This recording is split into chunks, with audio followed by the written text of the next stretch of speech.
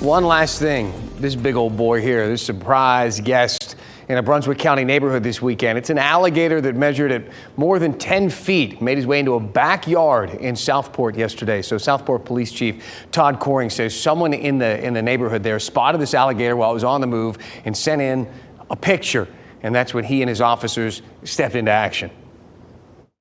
After the sergeant called me and told me that it was located in someone's backyard, I did go out to the scene and meet with the 3 officers that we had on duty, just because we're a small town and I like to be involved. And so I knew the area and familiar with some of the local folks that live there. So I just wanted to make sure that the officers were safe, the alligator was safe. Not in my town, they said. Sorry, Gator. Chief Corning says that the woman who lives in the home did not even know that the alligator was back there. They alerted the resident that there was a large alligator outside her back door. They were certainly glad that we alerted them, because had we not, they could have walked out the back door and stumbled upon, this large alligator in their backyards. Imagine if you have a pet or something, you let him out back. That's terrifying. So the North Carolina Wildlife Resource Commission says this particular alligator could be 40 to 50 years old. He's an old timer.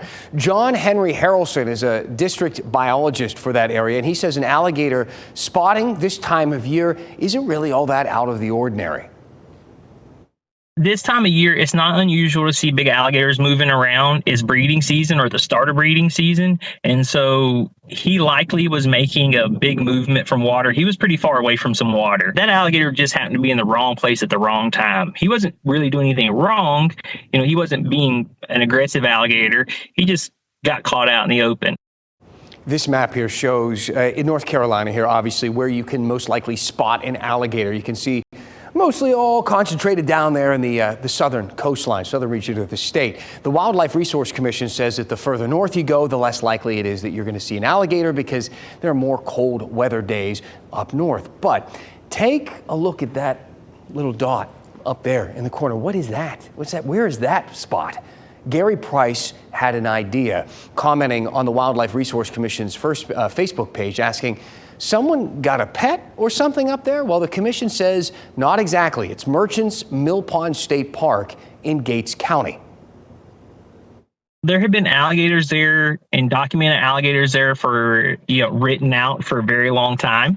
And we don't know how those alligators got there, whether naturally or someone put them there, way before we started writing stuff down.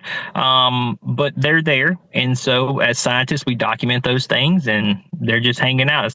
They're just hanging out. Now, as for what you should do or shouldn't do if you come across an alligator that's hanging out, maybe on the coast this summer, Harrelson says keep your distance. Don't approach them. And most importantly, don't feed alligators. That's like the number one rule. Number one rule. Got to pay attention to that. Thanks for making WRAL your choice for local news. Our next